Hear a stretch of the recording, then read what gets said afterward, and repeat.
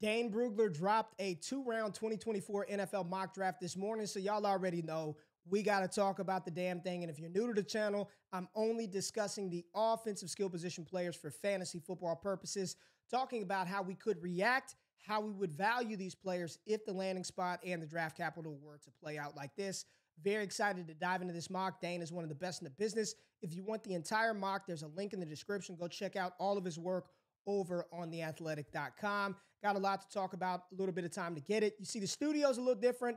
I'm remodeling this thing, so for the next couple of weeks, it's going to look a little different, probably every damn video, but I promise you when it's done, the content is going to continue to look top-notch. So appreciate you being here. If you stick around to the end of the video and you find the information actionable and or entertaining, hit that thumbs up button, subscribe, like the content. Helps independent creators like me grow and be able to spread this word to the masses. So I'm excited. Let's get into it right now, baby. Let's go. Okay, let's get it. Bitch, let's get it. Woo! Yes, it's time, baby. Mock draft, Dane Brugler, 2 rounds, fantasy football, quarterbacks, very few running backs, a shit ton of wide receivers, and some dope tight ends in this class. Let's talk about it, and we ain't gonna play around. Let's get right to the top because we all know the Chicago Bears are in a situation where they got to figure out who the quarterback of the future is. A lot of people seem to think they are going to take Caleb Williams, and you got the other half of the coin saying they're going to roll with Justin Fields. Now, the Bears have made things a little more complicated, asking to interview Greg Roman, who was the former offensive coordinator of the Baltimore Ravens, working with Lamar Jackson, which leads a lot of people to believe that Justin Fields may be their team's quarterback of the future. But Dane Brugler says not so fast, my friend, because he is still sticking with Caleb Williams as the 101 in the 2024 NFL Draft. And I do think that if this were to play out, just like we all expect, and he would be 101 off the board in Superflex formats, not going to talk a ton about Caleb. Everyone's talked about him. We've discussed him at great length for a long time, but Dane's got him coming off the board at number 1 overall. Now, number 2 overall, a lot of conversation.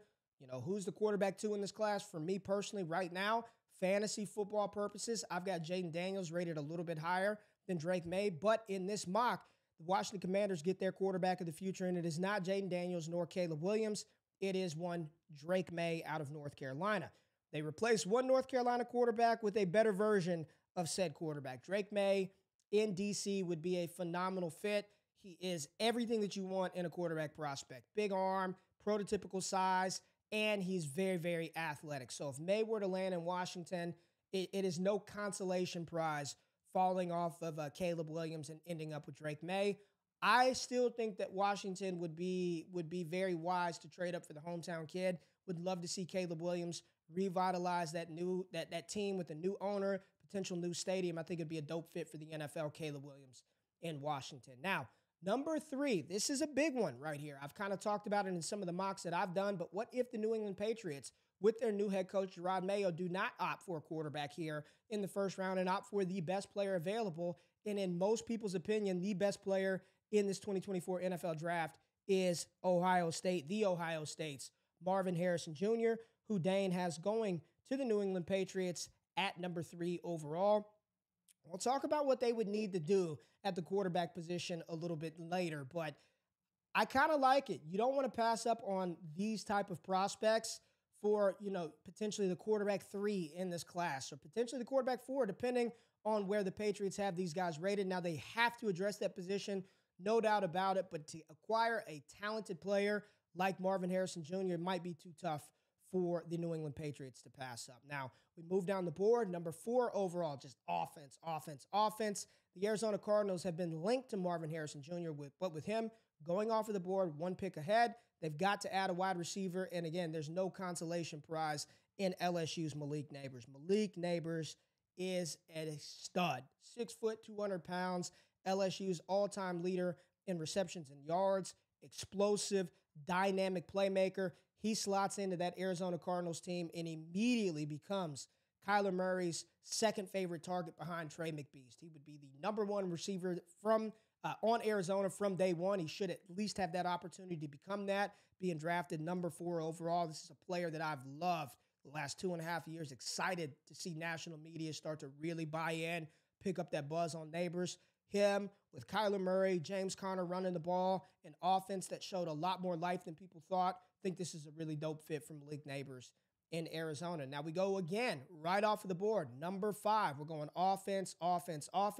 And the Los Angeles Chargers with their new head coach, whomever that may be, they get Justin Herbert, another weapon in Brock Bowers out of Georgia, the best tight end prospect in this class and maybe the best tight end prospect we've seen in the last decade. He is incredible. You pair him up with Justin Herbert. I like Gerald Everett, but they could definitely use updated weapons on the outside to provide some more big playability for Justin Herbert, and Brock Bowers would be phenomenal in this scheme. Would love to see him paired up with Herbert. Good fit. Have no clue who the coach is, but the talent, Bowers, phenomenal. Let's move on down the board, and we go again. Offense. Catch a theme here. You got to be able to score some damn points in the league to win. New York Giants, they also need a quarterback, but they pass on a QB here, and instead, they opt for not Brock Bowers, Rome Odunze, the talented wide receiver out of Washington. On my last mock draft video, I said there is no wide receiver 2 or 3 in this class. Rome Odunze is wide receiver 1C, Malik Nabers 1B, and Marvin Harrison Jr. 1A. I do believe that all 3 of these wide receivers profile as immediate plug-and-play number 1 options from day one. Rome Odunze plugs into just that, and him on a Giants roster where they don't even have a true number 1 weapon.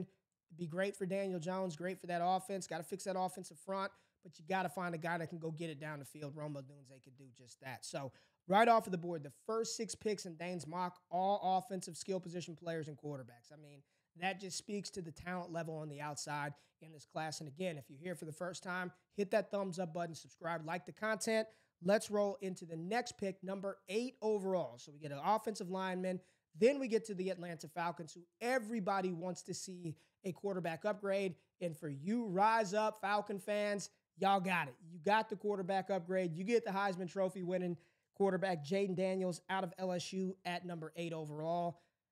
I mean, if this were to play out, I'm just asking the question, if Jayden Daniels were drafted number 8 overall to the Atlanta Falcons with an offense that has Bijan Robinson and Tyler Algier as your running backs, Drake London and Kyle Pitts as your wide receivers, how high would he go in Superflex rookie drafts? Because this feels like that honeypot landing spot for quarterbacks. We talked about the Detroit Lions potentially being that spot last year for a quarterback.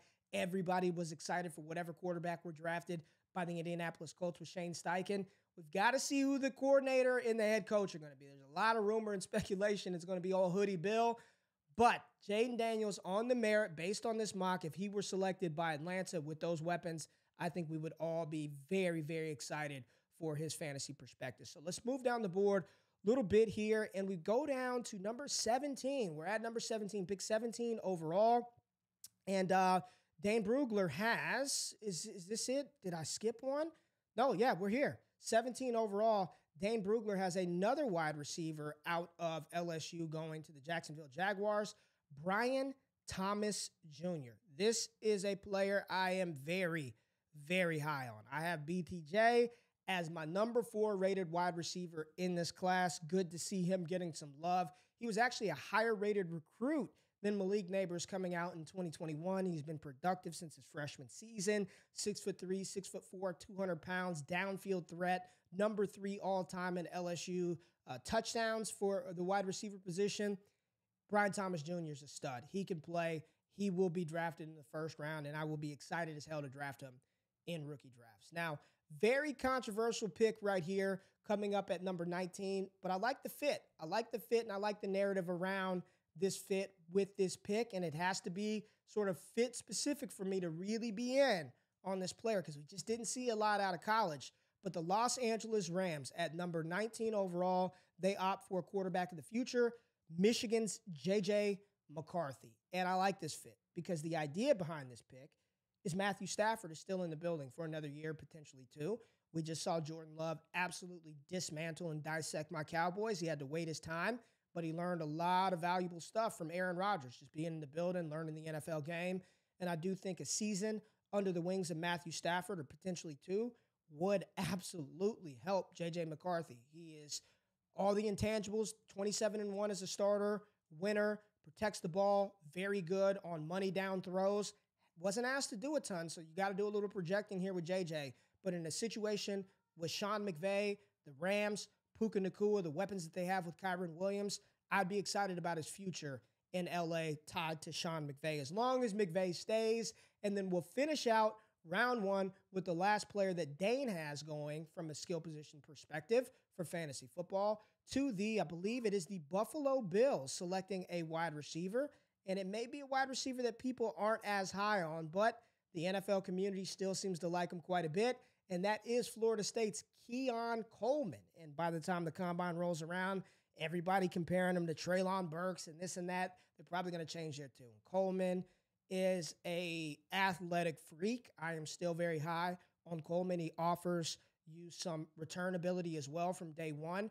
Another compliment to potentially Stephon Diggs if he stays and he's happy.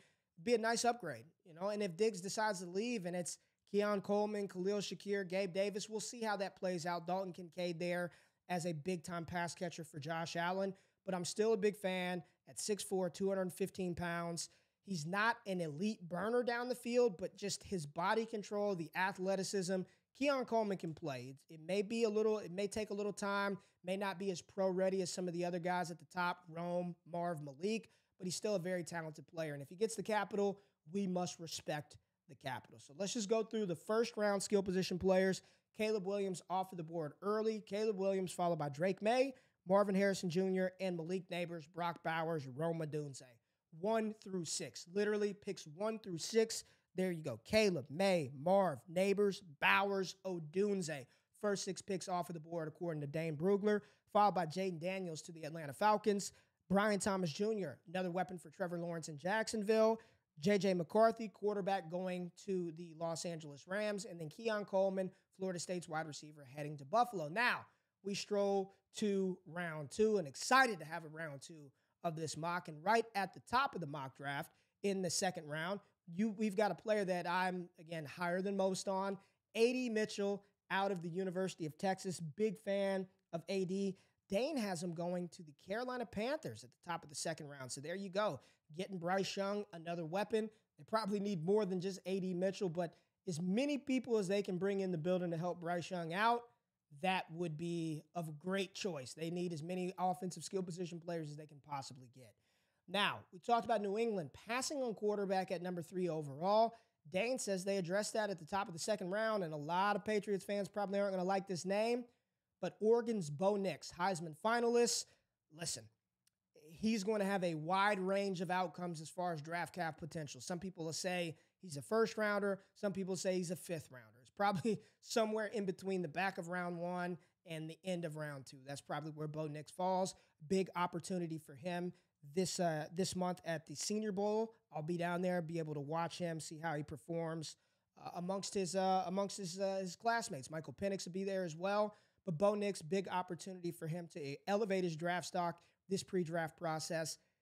I've said it for months. He feels like a New England Patriot type of quarterback. You have to wonder how Gerard Mayo, who worked on the defensive side of the ball under Bill Belichick, what he thinks about Mac Jones and company. Is this sort of confidence in Mac that he thinks that he can get a little more out of Mac Jones than maybe Bill Belichick and company did? Or is this truly, we took BPA and Marvin Harrison, we've got to upgrade the quarterback position, Nix can get it done for us. But Bo Nix here, top of the second round, you'll have to respect the capital the same way that we did Will Levis in 2023. Now let's move down the board, talk about another wide receiver coming off in Dane's mock, but a receiver that people aren't talking a ton about right now, but as the process continues to go on, we'll hear more and more people talk about Washington's wide receiver, Jalen Polk. And he's got Polk going to the Atlanta Falcons at number 43, pick 43, Jalen Polk off of the board. I mean, giving Jayden Daniels another weapon. You've got Polk on one side, Drake London on the other, Kyle Pitts at tight end, and then you got Bijan Robinson and Tyler Algier as your running backs. I mean, I'll just tell you right now, with the right offensive coordinator, this seems like it would be a damn good spot, a fun spot, and a very fantasy-friendly spot, and just more of a reason to elevate Jayden Daniels in Superflex. I mean, you load him up with these weapons, with the weapons that he currently has, with this capital, Jayden Daniels to the freaking moon as a rookie. Now, at pick 44, here we go. Another quarterback off of the board. We've got Washington's Michael Penix Jr. I should have been doing the draft chime. I'm going to do the draft chime. There we go. Michael Penix Jr. off of the board, number 44 overall to the Las Vegas Raiders. Disappointing national championship game for Penix versus Michigan. I think it really sort of exposed some of the areas in which he'll need to improve upon moving forward. But ultimately, he gets the type of capital and he lands in a spot where Aiden O'Connell was good, not great, be a definite competition there. He would get on the field. I'm not saying he's right now the leader or he would start from day one, but he would get on the field and play with Aiden O'Connell there as the only quarterback option. Jimmy Garoppolo, we'll see what they do with him. But the Raiders, they get a quarterback potentially in the future in Michael Penix Jr. And now move on to the Cincinnati Bengals. And I love this pick right here from the Cincinnati Bengals at number 49 overall. They go to the SEC, which they've had a great deal of success with wide receivers from the SEC, and they go with Lad McConkey out of Georgia. McConkey is a speedster. He is a route technician. He can play inside. He can play outside, and he would be a great complement to both T. Higgins and Jamar Chase as their new souped-up slot paired with Joe Burrow. I would love it. Lad McConkey in Cincinnati, sign me up. I think he would be a fringe back-end first-rounder in single quarterback formats and in super flex. I mean, you're really strongly considering Lad McConkey over some of the other names that maybe we've called. A.D. Mitchell in Carolina. You may prefer Lad McConkey in Cincinnati to him. He's a very, very good player. Don't peg him as just a slot-only guy because of the skin color. You know how we like to do that lazy scouting. Oh, he's a slot. Lad can play inside and outside, offers you some punt return and kick return ability as well. Like the pick for the Cincinnati Bengals. So let's move down the board. What else do we have from old Brugler? Here we go. Number 54, fourth overall pick. Where's the draft chime? A lot of people really like this player, and the Cleveland Browns decide to add some speed to that team to pair with Amari Cooper with their quarterback of the future, Joe Flacco. I mean, Deshaun Watson. I'm just joking. It's Deshaun Watson. But they opt for Troy Franklin out of Oregon. A lot of people love this kid. He is a deep play speed demon. He can get down the field, threaten secondary defenders in an instant, and paired with Amari Cooper, I kind of really like this for Deshaun Watson. I think this would be very good for Deshaun Watson. So Troy Franklin going to Cleveland in the second round, firmly locked in there in the second round of our rookie drafts. Now, we get to my damn Dallas Cowboys, and there is no tradition. If you're a Cowboys fan, Cowboys Nation, you know I'm not lying when I say this. Like drafting injured players in the second round, Dallas just loves to do it. Dallas just loves to draft injured players. If you are hurt and you're available in the second round, there's a good chance Will McClay, Jerry Jones will press the button and draft you. And there's no difference here in Dane's mock. Now, I do personally like this pick because I think this player is a top 3 running back in this class. But yes, we are going to the running back position, and the number 1 running back off of the board, according to Dane Brugler.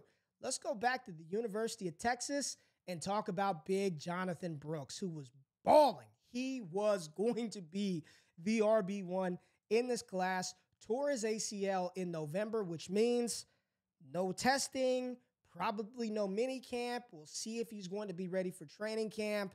But because of that, he's fallen down the board a little bit, but still comes off the board as the first running back. Brooks can run in between the tackles. He's fantastic in the receiving game. I would love this fit in Dallas. If he were selected by Dallas, it pretty much signifies Tony Pollard is off. And some interesting nuggets here from Brugler. There's another layer, and this is, I'm quoting Dane from his article. Renowned surgeon Dr. Dan Cooper, the Cowboys' head physician, he's the one who performed Jonathon Brooks' surgery. No other team will have better information on Brooks' recovery. Brooks will also be present at the East-West Shrine game this coming week or next week, and that's here in Dallas. So when you're talking about just close connection for a team that needs a running back, Dallas will have all the information on Jonathon Brooks. Really like the player and would love this fit. Of all the running backs, and I don't think that we'll see any in the round 1 of rookie drafts, if he goes to Dallas, even with the torn ACL, he could threaten to be like a back-end first-round pick or at least an early second-rounder being the running back for the Dallas Cowboys. We've got 2 more picks to talk about, and I think both of these picks are really, really good. So let's go to Xavier Worthy from the University of Texas, who was selected 57th overall by the Tampa Bay Buccaneers, according to Dane. I mean, you just want to add more speed. We saw Trey Palmer absolutely shred the Philadelphia Eagles on that deep play. The speed is blazing from the former LSU and Nebraska Cornhusker. And then they just go to Texas and pluck Xavier Worthy out. put that speed on the field for Baker Mayfield, who should be their quarterback of the future. Worthy, well done by Tampa Bay. A lot of people didn't give Tampa Bay a damn shot in hell this year, and they are on their way, one game away from playing for an NFC Championship game after winning the Super Bowl with Tom Brady a couple of years ago. So Worthy to Tampa Bay, another wide receiver off of the board, and I like it, y'all. I like it a lot. The Houston Texans, right? Understand Bobby Slowick, D'Amico Ryans, they played in San Francisco. They know about a guy who's really good after the catch, who's built like a running back, who's physical, Deebo Samuel. Malachi Corley. I'm not calling him Deebo Samuel Jr., but at 5'10", 215 pounds, go watch the highlights on Malachi Corley, and you come back and talk to me and tell me that ain't a damn running back playing wide receiver. He's fast. He's physical. He could work the intermediate game while Nico Collins and Tank Dell work the deep stuff, the post, the flop, the seam routes, the nines. I mean, you talk about a wide receiver core of Nico Collins, Tank Dell, and Malachi Corley, C.J. Stroud to the freaking moon, y'all, to the absolute moon. I would love it. You would love it. We would all love it. And let's round this thing out with one of my favorite players in this class. Legit, love me some Daniels, love Blake Corum, love those are some of my guys. But probably my favorite player in this class is a guy that came out of high school and they didn't know if he was going to play defensive end or tight end. He was the #1 athlete in the country. He is a phenomenal tight end prospect, and a lot of people just don't know his name. He's a 3-down tight end. He can stay on the field, play in line. You can split him out. I've seen him take over games at Texas, and I'm talking about Ja'Tavion Sanders, who comes off the board in this mock to you-know-who, the Kansas City Chiefs. Yes, they get ready for tight end life after Travis Kelce. Kelce said he's going to come back, but my goodness, this would be amazing. If you have not watched this game, his game, go check out Ja'Tavion Sanders, then come back to this channel, come back to this video, comment below, let me know what you think about this stud. He is athletic, he's physical in the running game, instant impact tight end from day one. JT Sanders is a stud. The Chiefs get him at pick 60 in the second round. Would love the fit. Let's recap the players that were drafted in the second round. We've got A.D. Mitchell out of Texas. He was going to help out Bryce Young in Carolina. We got Bo Nix going to the New England Patriots. Jalen Polk going to Atlanta. Michael Penix to the Las Vegas Raiders. We also have Ladd McConkey teaming up with Joe Burrow, Jamar Chase, and T. Higgins. In Cincinnati, Troy Franklin going to help out that offense in Cleveland. Who's this? Jonathon Brooks, running back out of Texas, going to Dallas to complement that running game. They need some help there. Xavier Worthy taking his talents to Tampa Bay. Malachi Corley going to the Houston Texans. And Ja'Tavion Sanders going to the Kansas City Chiefs. Thank you, Dane, for a dope 2-round mock draft 2024 edition. Thank everybody for being in here to check out this video, this episode. Comment below. Let me know what you thought about these landing spots, how you would react in fantasy football, and hit that thumbs up button. Subscribe to the content. Share the word. Doing a lot of stuff here at Destination Devy. I'm excited to give it to you every single week. There it is, baby. We out of this thing. Have a good one. More content coming soon. Peace.